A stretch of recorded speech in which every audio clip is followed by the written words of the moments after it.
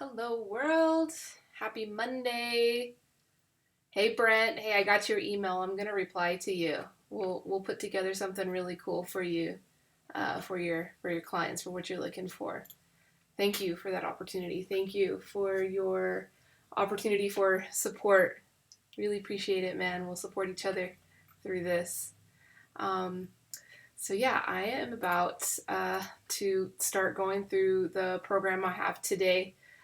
Today's program is going to be celebrating, this holiday today of 420. If you don't know, 420 is often a holiday among the cannabis community of celebration, and a little bit different this year as we're all stuck in our homes. So I thought today I could do a feature on something related to cannabis, CBD, which is related to tea. So all of my industry updates today and everything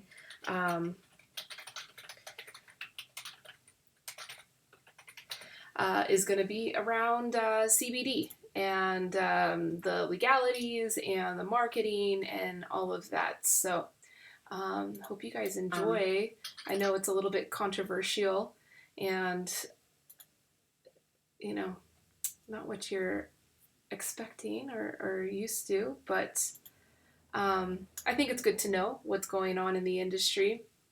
A lot of people have questions around CBD and what it means and what it can be, and is it legal, is it not legal, and these are all questions that are not easy to answer, as the legalities change day to day, and the legalities are also very state controlled versus federally controlled. So there is one major overarching federal legality around CBD, and that is associated with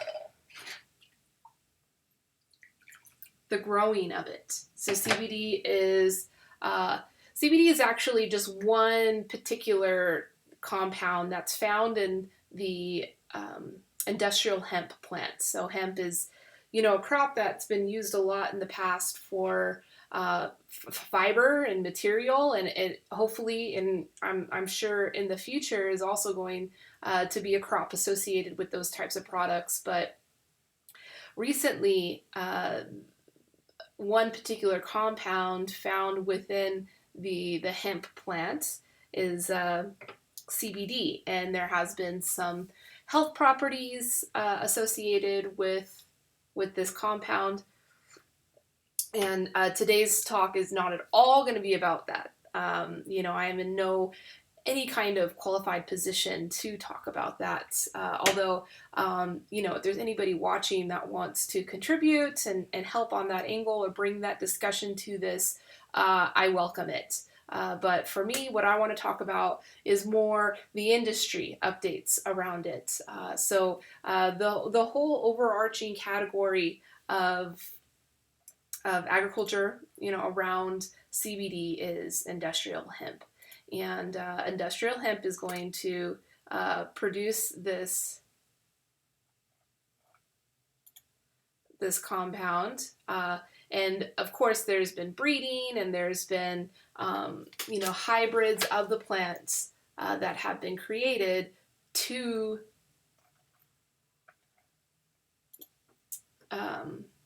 accentuate this compound's expression in the harvested product. So this compound, it was illegal, of course, for the longest time. With the criminalization of cannabis, hemp was also criminalized. Although you don't have to have them together, you can have industrial hemp crops. There was just like an overarching criminalization around it. It wasn't until the 2018 Farm Bill that industrial hemp was declassified from being a substance, a controlled substance. So that was a 2018 Farm Bill. And so the Farm Bill is something really important to U.S. agriculture. It's revised, I believe, every 4 years. I mean, I should probably Google that and figure out exactly how often is revised, but it is revised often to encourage the inclusion of new standards and new ways of agriculture.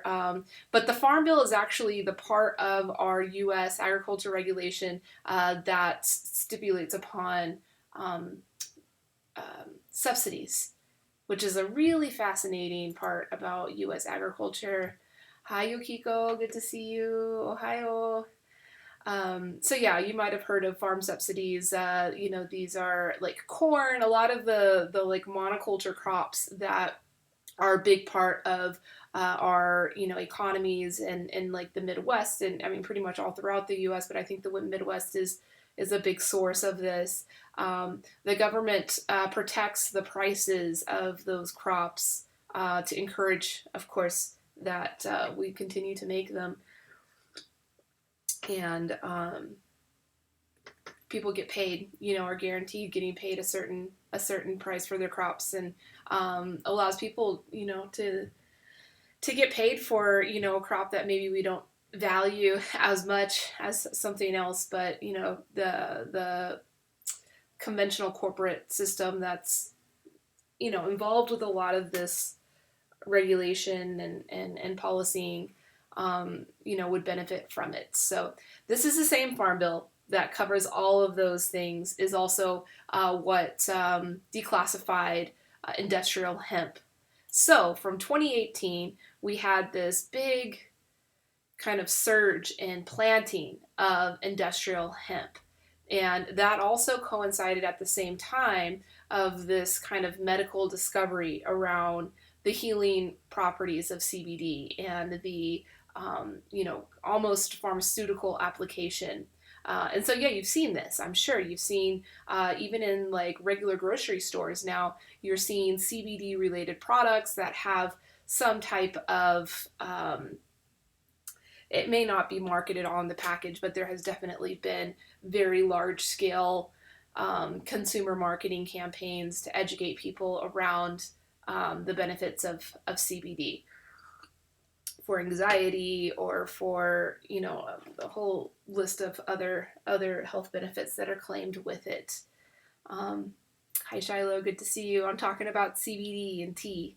Yeah,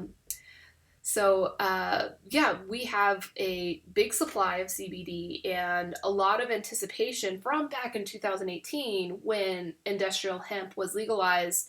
A lot of the industry got really excited about the prospects of CBD in the market, and pretty much flooded the market with product.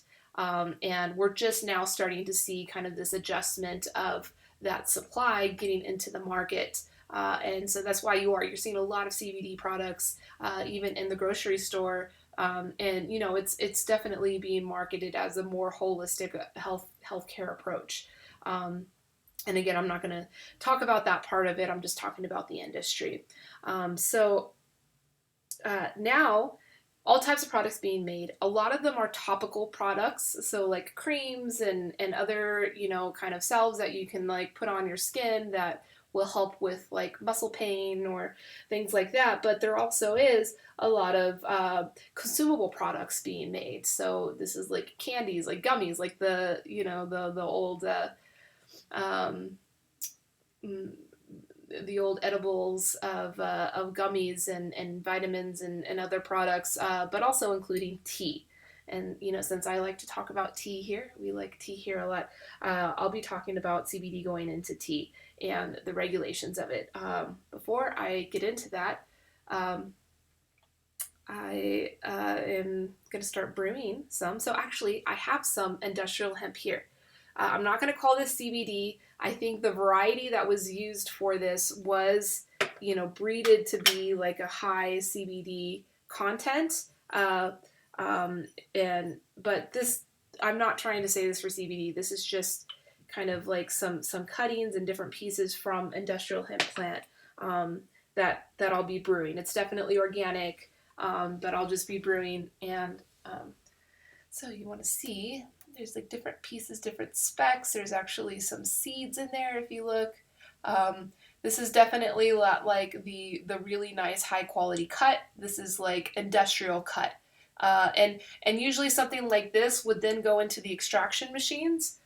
There you go. You guys can take a look. The extraction machines that are used for making like the oils, the oil extraction of extracting just the CBD from it, so that it'll be higher value for like a pharmaceutical or I shouldn't use the word pharmaceutical, but for like an application like that.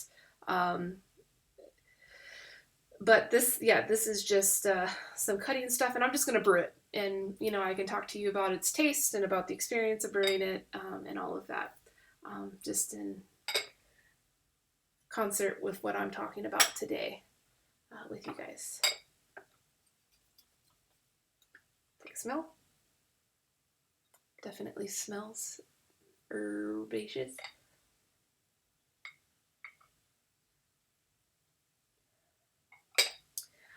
Okay, so back to the information, and specifically around the legality. So the legality of growing industrial hemp is completely free and legal. So if you see a big, farm and all the leaves, that's completely legal.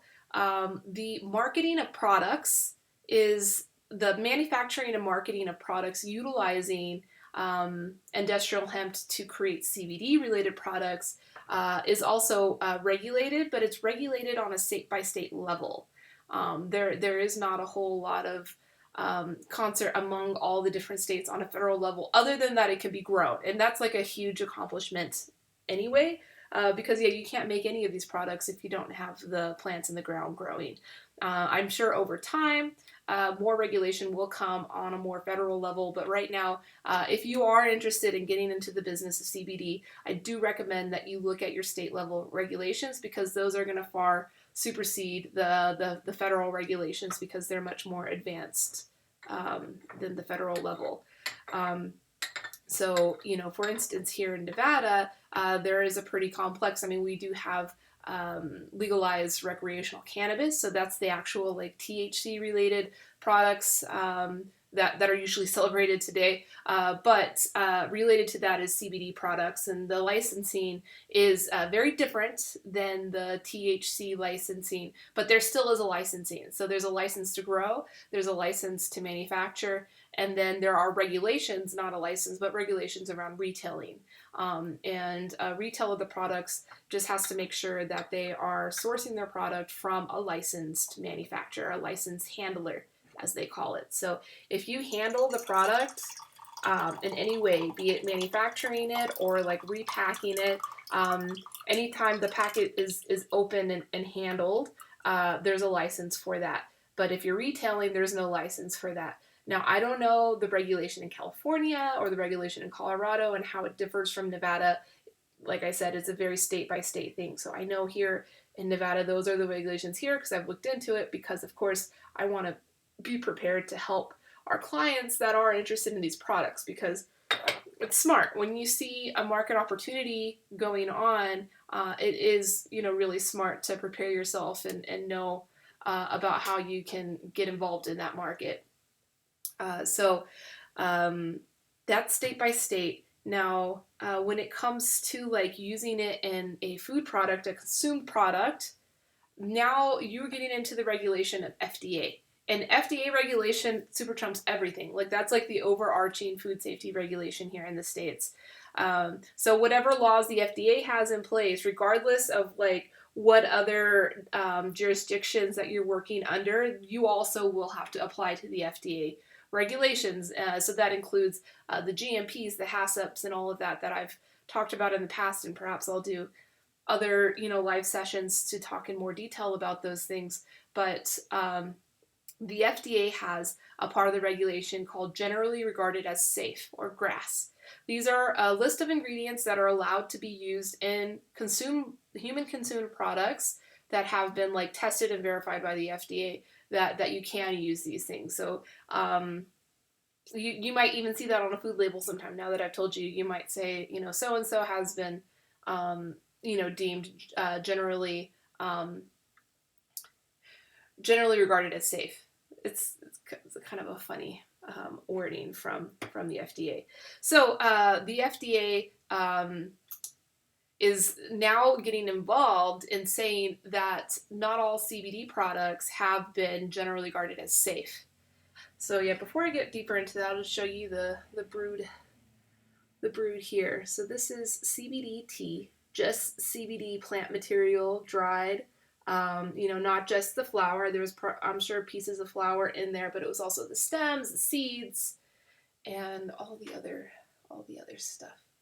See, yeah, there you go. You can see all the color there. And the aroma is probably as you would expect. It's a little light, but it's there. So yes, the FDA has not created a very comprehensive list of all of what is generally regarded as safe. Not to say that in the future that list won't become more extensive, because again, all these regulations are like brand spanking new. Like 2018 was whenever it was like legal for a farmer to put a hemp seed into the ground to grow. So, this is all very new territory for the FDA. So of course they haven't gone through the whole process of classifying all of the grass ingredients involved with CBD. So the 3 CBD related products, ingredients that have been included on the GRAS list. So there are some on the GRAS list. They are whole hemp seeds, hemp seed protein, and hemp seed oil. So you see all of the GRAS products, which I think hemp seed has been in the market for a while, and I'm sure the FDA has had that opportunity of classifying hemp seed related products, but like the FDA has not officially classified that this is generally regarded as safe. And not to say that they're not going to do that in the future. I'm sure, those regulations will become more advanced and detailed over time. Pretty good.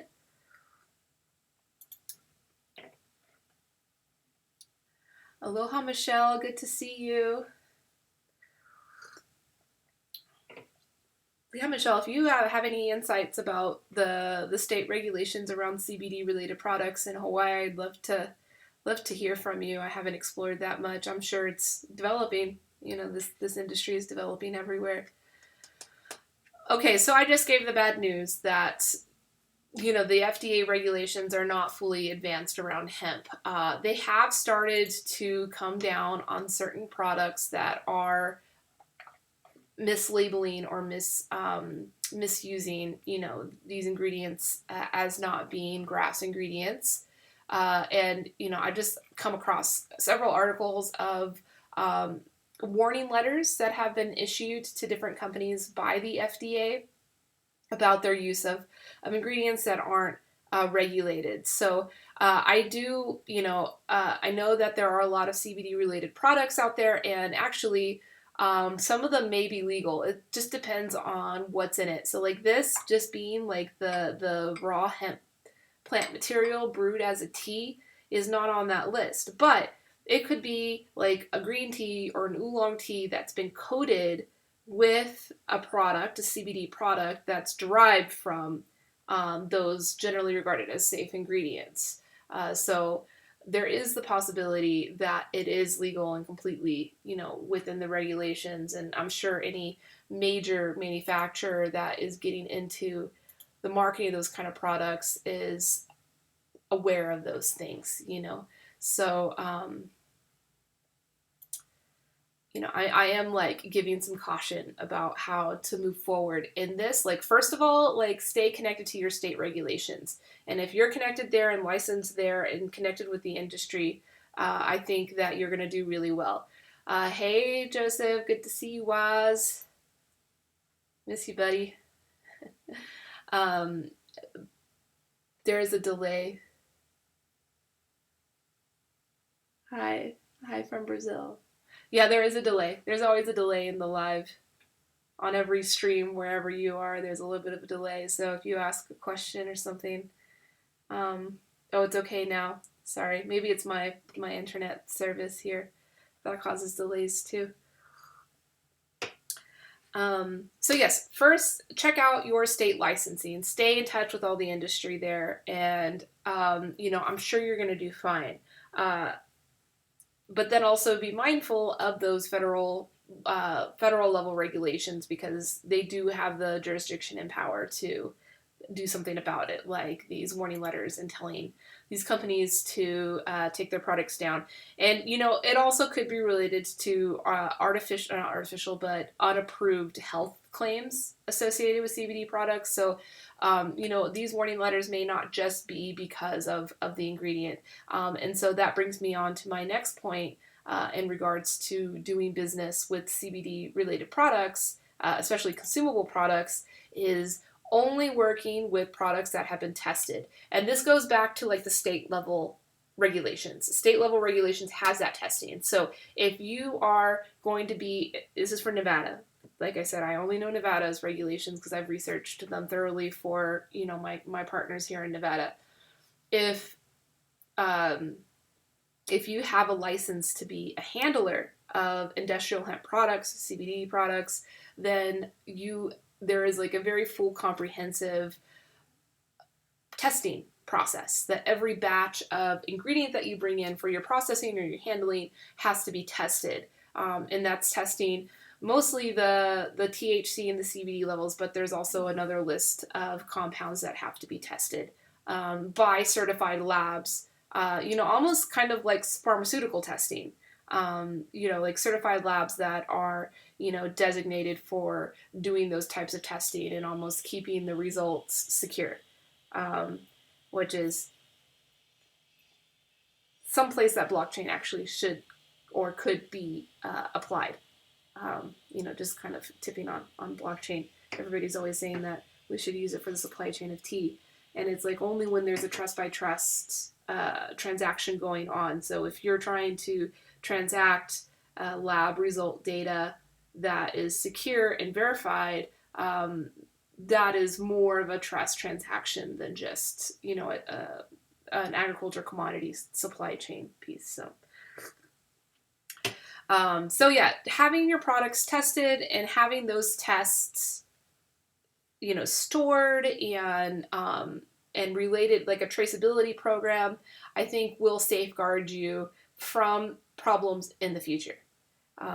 In regards to like the FDA coming down and doing something. So I would say if you're planning to get into this business and into CBD, make sure you're working with tested ingredients, tested product. Whoever is supplying you, be it a farmer or whatever, like just make sure when they supply you your ingredients that you get your like certified COA, certificate of analysis, that comes along with it, for your own sake of knowing, because this is a medicine, and some of these plants are being bred to be very high concentration of these compounds, which are medicinal. So you're almost, providing a dosage of those compounds in your product. So you want to make sure. Now, there's not a whole lot of understanding about how, if you're brewing a tea like this and you put the raw leaf material, which could be tested, you could test this and know that amount, how much of that is actually making it into your steeped cup of tea. That is, not too known, but you can at least know your quality and your standard in the leaf. So I, highly recommend that you keep that. Now, if you're using like already manufactured, that's going to be the safest thing. If you're using an already manufactured product that is like fully regulated by all levels of jurisdictions, and these are usually manufactured products that are made in large quantities, oils and tinctures and other things. If you use one of those products, of course, those products are going to come with their COA, which you can then fall back on if you are approached with any kind of regulatory issues. So yeah, moral of the story is that this stuff is legal, but it's also newly regulated, and you need to have all of your traceability in place and take very good care in your supply chain and verification of sources and whatnot. don't. I wouldn't recommend that you just develop some CBD products with somebody that has a big bag of hemp and says that they grew it legally, because yeah, they can grow it legally. It's a legally grown product, but it's a whole new area. So yeah, so far this tea is drinkable. It's like having like a very vegetal character to it. A little bit sweet though. Definitely not having any like bitter or tannic character to it. It is really light. I am finding my body pretty relaxed, but I came into this feeling very relaxed. So I don't know if I can assign that body effect to this particular experience, but it's possible. And that's the main claim that people make, that CBD does for you, which tea does for you as well. So these are very complementary products, so it makes sense that so many CBD related tea products are coming out into the market. Yeah, it tastes pretty good. Michelle, are you talking about just steeping like the plant material, or are you talking about teas that have extracts added to them? Um, but yeah, the taste is pretty good. The taste goes well together, and what's interesting about making tea related products like this with cannabis and CBD products is that the cultivation right now is very exciting, and farmers are putting a lot of attention into creating high process or high quality products, because they get a higher price in the market. If your plant material tests very high for the CBD or the THC, whatever compound, whatever cannabinoid you're trying to bring out in that product, if it tests really high and serves the buyer well, that they'll be able to extract more, or it'll be higher value, higher quality for them, then that farmer is going to get a better price. And so this is kind of like Chinese tea. Chinese tea farmers are going to get a higher price because a combo of herbs with hemp CBD. Yeah, so cool. Yeah, the flavor is nice. So that's what I'm talking about right now, is that like the farmers are rewarded for doing high quality farming. And in the process of doing high quality farming, not only are all those compounds going to be higher, but the like nuances and the flavor in the tea is also going to be higher too. So when you brew different products, they have different nuances to them. Like the farmer has put a lot of great care into it because they're rewarded with a higher price. So drinking it just as like the flower, as the hemp, is almost like a connoisseur experience. You can get nuanced, different flavors of things, and this is something exciting for more advanced and regular consumers of cannabis products, that cannabis is such an important medicine to them that they like knowing the nuances. They like being able to taste these different experiences in their products. So yeah, that might be something else you'll start seeing more and more of, is drinking these products as like connoisseur level products. So yeah, I hope that's been educational for you guys. New information. I don't see a lot of questions coming in, and actually, I'll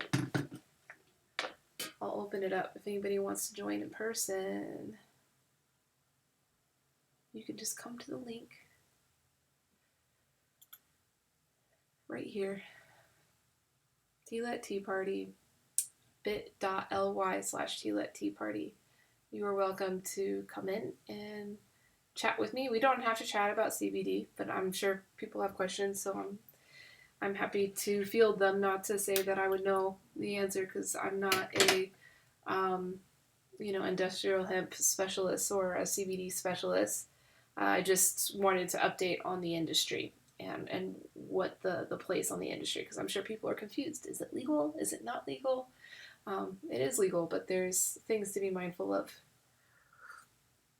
But one thing I have seen pretty much across the board is that the legalities of the industrial hemp industry have a lot lower barriers of entry than the cannabis, the THC. Hi CJ, good to see you. Hope you're doing well in Australia.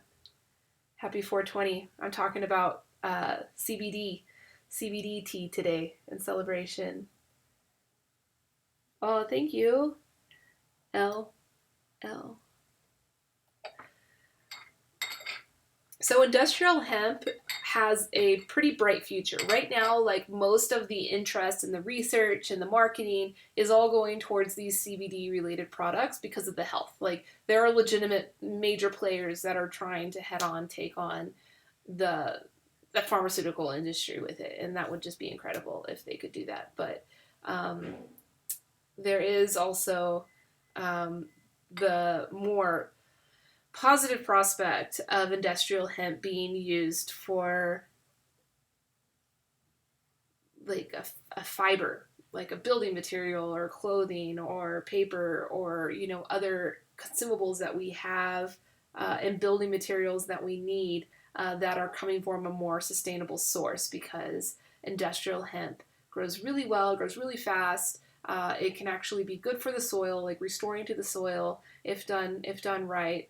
And can be a really good opportunity crop for our country. It already is starting to take off in China. I heard like there's a major industrial hemp development happening in Yunnan, as well as other places too. So it's an exciting time for agriculture because hemp is a good crop. So maybe soon you'll get to live in a house made of hemp, and it'll look just like your normal house. A lot of these products that they're trying to build, they're pressed together to look like wood, to look like cement, to look like bricks, but all coming from a sustainable source, which is good. We need more of that right now. A lot more of that right now. So yeah, I don't think I finished saying the main health claim, physiological effect that I've heard coming from CBD, but a lot of people claim pain relief, like muscle pain relief, which I don't know about. The one thing that I do know a bit more about and have read more on, like peer-reviewed evidence, is its effect on anxiety, which is like tea.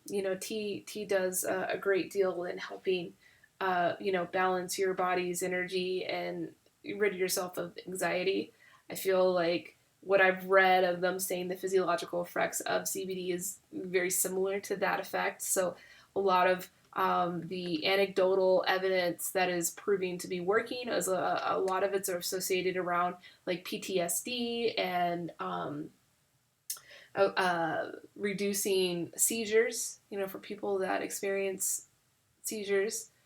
And when they talk about like what is the actual cause of this happening, of these effects happening, a lot of it is around just someone's ability to sleep better, because there's not that anxiety there. And so the CBD will help rid the anxiety, which then helps you sleep better, which then helps your body and your mind fight things like PTSD and other which is pretty cover all. So that's like when you hear people talk about what is CBD good for, like they'll list off all these things, and it's like ultimately it's just good for that one thing, the ridding the anxiety, which helps you sleep, and then that can just like deal with a whole world of healing in your life. So yeah, that's the only thing I feel comfortable saying in regards to like the health effects of CBD. So I think that'd be kind of cool if even in our homes we could be surrounded all by that energy of like ridding our anxiety. We all have homes made of hemp, and our clothing made of hemp, and can just sit at our tea table and drink tea and be living a more peaceful and sustainable lifestyle.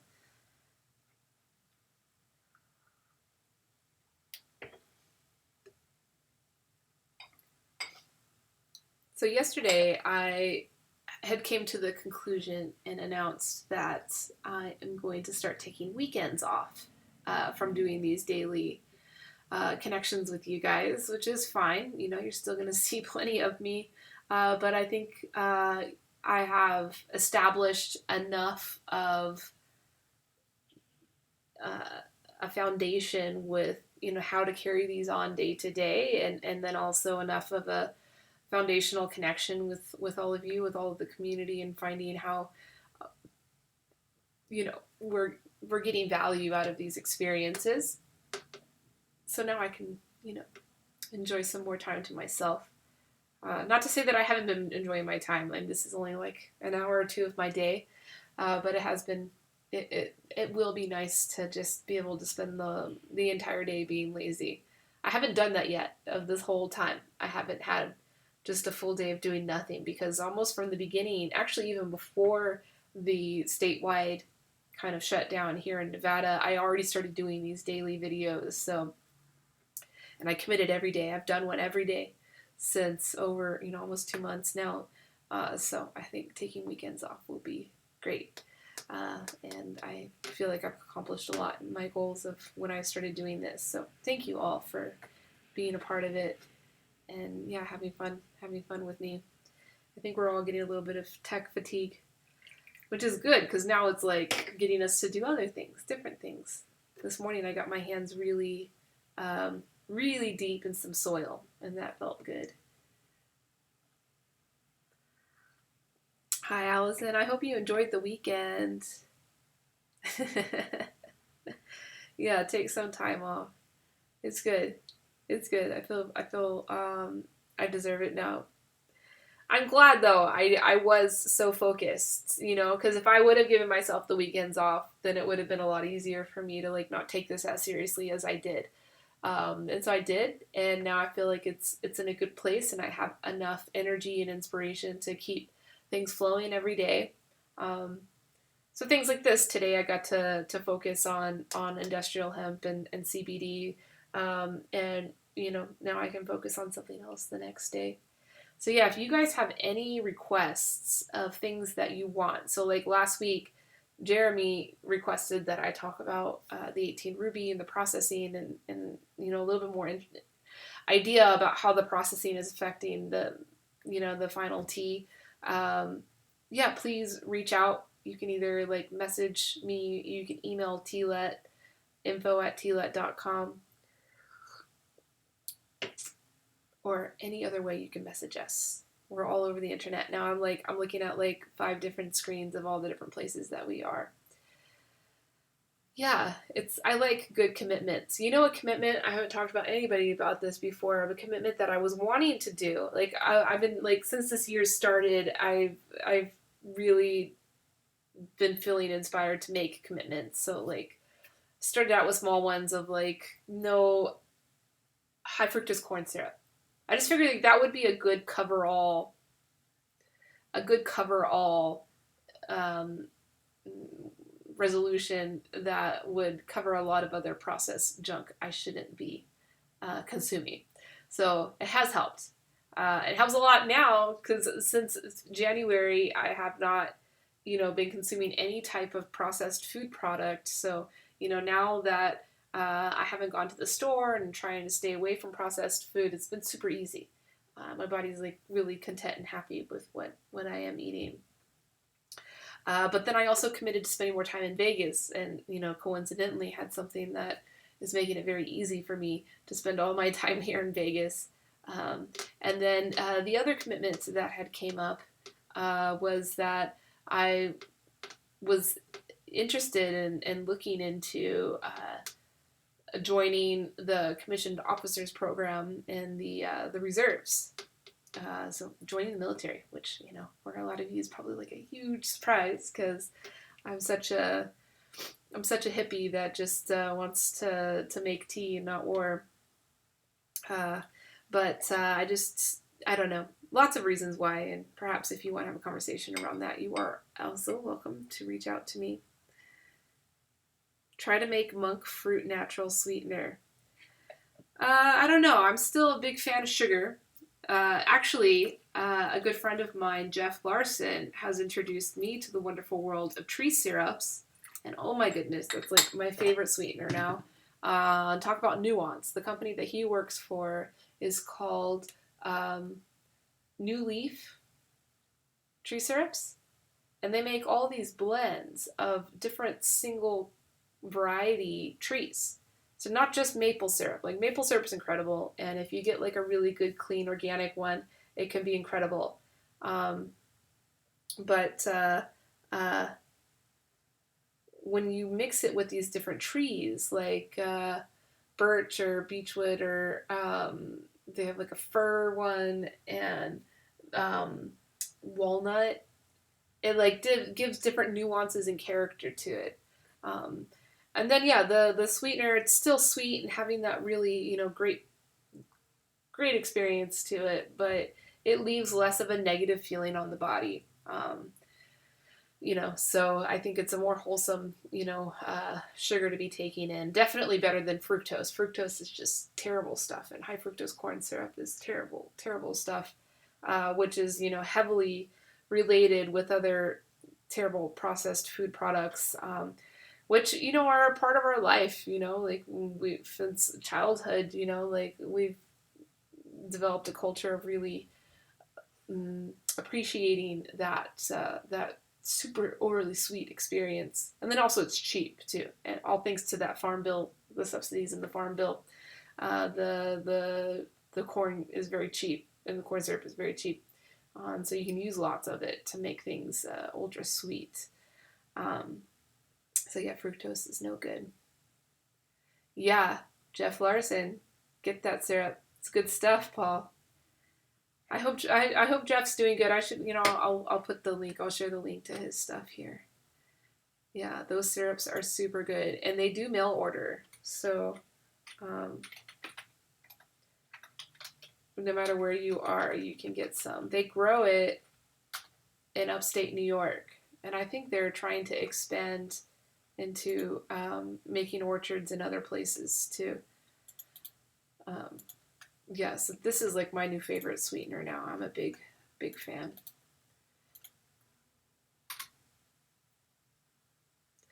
And I've actually been, trying to recommend it as a sweetener ingredient for processed food too. Like that's kind of the challenge I'm taking on, is that like, yeah, I hate processed food and, want to build our food systems to be more connected and more organic and more real. But the actual like distribution of our food and those systems and the way that we consume and value convenience and whatnot, that I don't think is going to be so easy to change. And so my efforts and change is trying to bring that connection and authenticity into the current system that we can't change. And so that's why I think like processed food and convenience food is not going anywhere. Maybe in time, over a long period of time, you will see change to that. But for now, like if by next year I want to see a change, which is what I want to see, we have to find ways to work within the current infrastructures and systems to bring that authenticity and realness. So instead of using high fructose corn syrup in your food processing, using a tree syrup. It may cost more. Yeah, it definitely will cost more. But the value of your product will be more. And actually, sometimes it doesn't cost more. Because when you do the math of like, oh, we can use less of the sweetener because it's better in quality, and giving more nuance and value and character to this product with using less of it, and it ends up working out. That's the case with a lot of the tea that we work with. When we work with a company, see you later, Michelle. When we work with a company that's looking for replacing, what they're currently doing and using, higher quality tea, more ethical tea, or whatever they're looking for, we end up finding that they can use less of it. I know that's the case in Mommy Go. Mommy Go is like a ready to drink, like 3 ounce matcha shot. And when we were formulating it, um, she was insistent that she wanted to use the higher grade ceremonial blend just because of the quality and the flavor, and that was the product that she liked to consume. In most food manufacturers, they're gonna want, like the more commercial grade product. So they're gonna want the kitchen grade or the cheaper grade because they're looking at their formulas and just looking for the lowest per kilo price that will fit within that. But Elena, the owner of Mommy Go or Matcha Go, was insistent that she wanted to use the higher quality product. So we did that, and I had to send the matcha to lab to get the caffeine and theanine levels so that first of all, so that the formula could be right. Because actually, the formulation company that she hired was planning on just supplementing the theanine and caffeine to reach the scientifically proven levels for the mental focus body relaxation effect. And we sent to the lab, and when the analysis came back for them to include into the nutrition label and to make the formula with the added supplement of caffeine and theanine, they found that the theanine level tested so high in that higher quality matcha that like they could reach the levels without a supplement and with reducing the matcha amount. So like usually when people say how much matcha to drink, even ceremonial grade, they'll say how much you should drink is 2 grams. 2 grams is like the dosage, if you want to call it that, of making a good matcha serving for you to get that effect, that focus and energy effect. When we did that test, they were able to reduce that amount to like almost like 1.5 grams instead of 2 grams. So that's like 25% reduction in the batch requirements, and still having the same amount of theanine and caffeine level. So yeah, there is a lot of merit to using higher quality ingredients. There can be benefits to it. It's like higher quality tea, you know? People say, "Oh, that's so expensive. I can't believe that you just spent $30 on a bag of tea. I can go to the store and buy a box for, $7." And I was like, well, wait, okay, so that box, $7 that you got from the grocery store is going to give you how many cups? Let's figure out each tea bag you put in, you'll get 1 cup from that. And then, is Jeff here now? Hi, Jeff. Been pimping you out, talking about high quality ingredients. um, yeah, you're gonna get only so many cups of tea from that $7 box of tea. But then that $30 bag of tea that you bought, if you're brewing it properly in the gung fu fashion, and even not gung fu, even if you're drinking it in a tumbler and keep adding water to it, you're gonna get far more cups out of that than that $7 box. And sometimes the math even works where you get even more when people do it. The main challenge when you apply that concept into restaurants, and people say, okay, well, why can't restaurants have good tea then? If it's going to cost less, then why can't restaurants do it? A lot of times their problem is that there's a logistical issue of getting the most steeps out of the tea for the customer, right? So if their logistics only work where they can brew 1 pot of tea and they're not able to re-steep the leaf for the customer, it's going to be really difficult for them to get that full value out of the leaf. So that's always something that when we work with restaurants, and if you guys work with restaurants and are confused about this, I don't think it's too much to try to figure out some logistics of how they can get multiple infusions on a tea in a fast-paced service environment.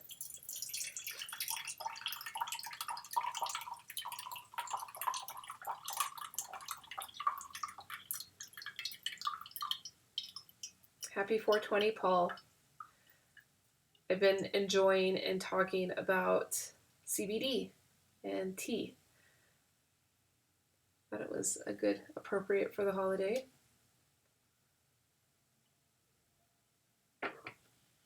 So this is the third infusion on it. It's still getting some color.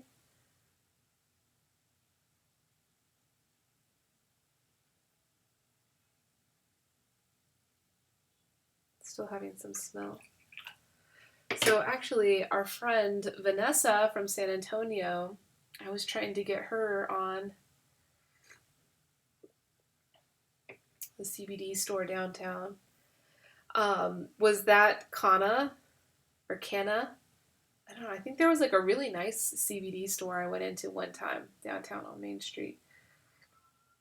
I guess you're talking about that one. Yeah, Paul, you enjoy CBD products. One of your medicines, I think. Yeah, I think the stigma's gone. I'm feeling pretty comfortable on this. Not feeling like there's any kind of negative stigma around CBD. I think people are pretty well educated in knowing the difference. Yeah, that is the place. Yeah.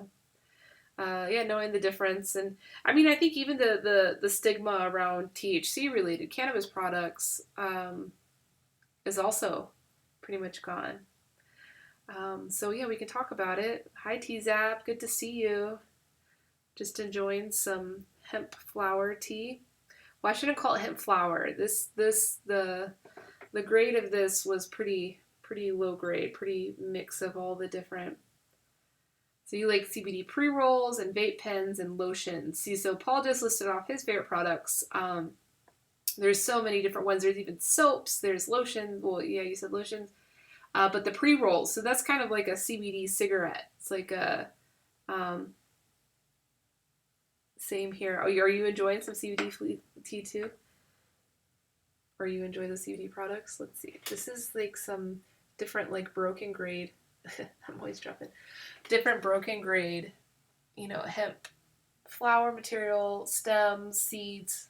There's also seeds in there you can see. And I've just been brewing it. Um, but yeah, the pre-rolls are kind of like hemp cigarettes. It even smells like cannabis if you were to smell it, smoke it and smell it. And the thing that like I've experienced from smoking, I haven't smoked it too much, but I've experienced a little bit just to try it out, is that yeah, your body does get this like immediate like, and then that's kind of it. Your body just like kind of feels relaxed, like all your muscles kind of just like let go when it first happens, and then you don't get like the mind jiggliness that happens, from THC products. So, if that's something that you're afraid about or, kind of leery on if you consume any type of CBD products, if it's going to get you high or make you lose, touch with your mind, that absolutely won't happen. The only thing that will potentially happen is now if you get a product that you don't know its source, it's not tested, and, you're buying it from somebody that didn't have like a very strong supply chain in their products, that I would warn against, because there is a lot of like opportunism. And, as I mentioned earlier in this live cast, not a whole lot of regulation and understanding and kind of standardization in the industry. You don't know what you could be getting. So always make sure that you're working from a vendor that's licensed and official. So like Paul, just that CBD store downtown you're talking about is definitely going to be like all its products are going to have like analysis. Like as a consumer, I'm sure you could even ask them to see, like all the testing and analysis of all the products that they're selling. If you just go to some, like random place, hole in the wall place or someone's living room to go explore their CBD products, there will be a likelihood that you don't know the source and the origin, and may have a negative. I have heard some anecdotal evidence of negative things happening, and it's probably associated with that. That it's probably not the product they said it was. They're just trying to make some business and some opportunity from it. But yeah, this feels pretty harmless. It does have quite a bit of like, you can see the sediment on the bottom. It's almost like the pubescence that we're always talking about. What do they call it? In cannabis, they call it the keef, I believe.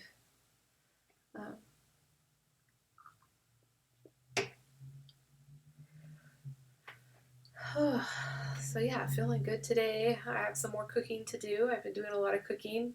Shout out to Carrie Clasby's Intuitive Order Farmer's Box. I've been having a lot of fun cooking with some new ingredients. I did a very simple stir fry last night. Just chopped everything up. Huge wok.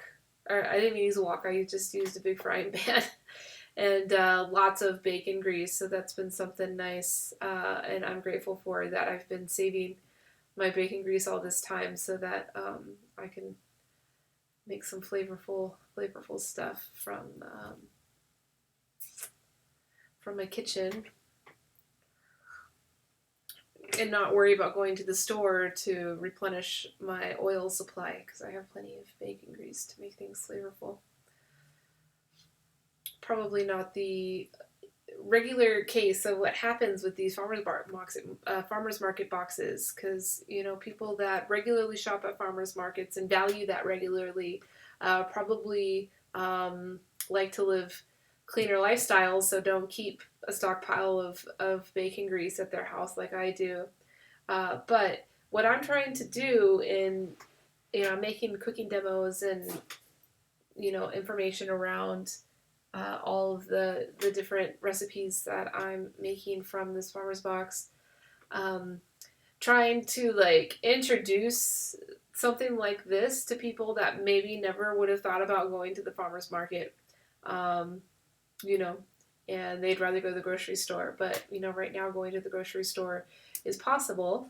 Maybe not the most convenient or enjoyable experience at this moment, but the farmers market is also a very enjoyable experience, and they are even offering delivery with their farm boxes. So you can even have this box delivered right to your door and have access to all these beautiful vegetables and fruits that you typically maybe wouldn't order or buy at the grocery store. We have our typical vegetables that we always go for at the store, pre-mixed salads or whatever else we usually get, but this farmer's box is very unique and diverse and will introduce new things. And so for some people, it may feel like, oh, I wouldn't even know how to cook that stuff. And it's like, well, it's not that hard.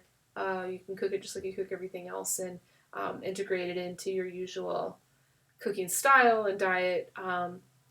And support a good local business here in town, support your health with eating higher quality ingredients and products. Back to that, I guess this is going to be like an overarching theme that come up a lot, is the power in high quality ingredients. But yeah, that's my story. I'm going to stick with it. This is high quality hemp ingredient because I know the source that it came from, even though the grade of the cut that I use to brew is probably lower. The plant material, the varieties that were used are very high value varieties that test very high in the CBD. There's a new cannabinoid that I've heard about called CBG, and I think it's CBG, and the health claim around that one is a lot more associated with pain relief. And so I know that the industry is this current breeding cycle, which I'm sure COVID-19 is affecting, and because a lot of what breeding is happening is associated to the market potential, what's going on in the market is the suppliers now, the farmers now are trying to breed products that will better perform. So this before it was CBD, all the breeders were trying to optimize CBD production, and now it's going to be CBG. Because a lot of these marketing powers are trying to take on the pharmaceutical industry, and the big pharmaceutical industry is very much associated with pain management. So why not? It could be a win. There's not a whole lot of peer-reviewed research behind this claim, so of course the FDA is not going to allow you to make any direct competing products with the typical pain management medications. But who knows what we'll see. It is a very, very changing dynamic environment, and if you're interested in doing business within industrial hemp products. I just highly recommend that you stay very updated on all of your state regulations, of course, followed by federal regulations. So I think I'm going to go now. I've been on for an hour. It's been a nice time. I've been enjoying, talking with you about what I know about the industrial hemp industry and about tea and valuing life. I love and appreciate all of you. Thank you so much. And I'll see you tomorrow. Peace out. Bye-bye.